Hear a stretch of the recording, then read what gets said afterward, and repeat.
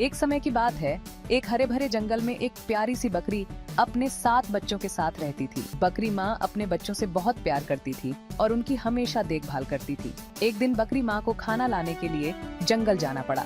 जाते समय उसने अपने बच्चों से कहा, मेरे प्यारे बच्चों, मैं खाना लाने जा रही हूँ। तुम सब घर के अंदर रहना और किसी अजनबी के लिए दरवाजा मत खोलना।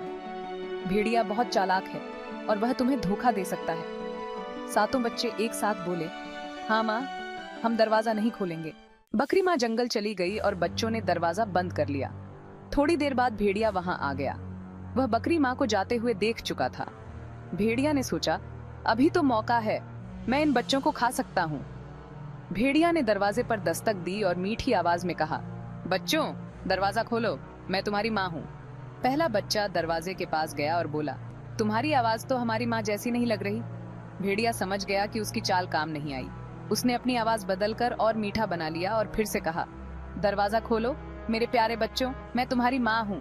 दूसरे बच्चे ने दरवाजे के नीचे से देखा और बोला, दिखाओ तुम्हारे पैर कैसे हैं। हमारी माँ के पैर सफेद हैं। भेड़िया ने जल्दी से अपने पैरों पर आटा मल लिया ताकि वे सफेद दिखें। फिर उसने अपने पैर दिखाए और कहा, देखो मेरे पैर सफेद हैं, अब दरवाजा खोलो। बच्चों ने सोचा कि यह उनकी माँ ही है, इसलिए उन्होंने दरवाजा खोल दिया। भेड़िया अंदर आ गया और सारे बच्चे डरकर इधर उधर भागने लगे। लेकिन भेड़िया ने एक एक करके सभी बच्चों को पकड़ लिया और खा गया। सिर्फ सबसे छोटा बच्चा घड़ी के अंदर छिप गया और बच गया। जब बकरी माँ वापस आई तो उसने देखा कि दरवाजा खुला है और घर में सन्नाटा है।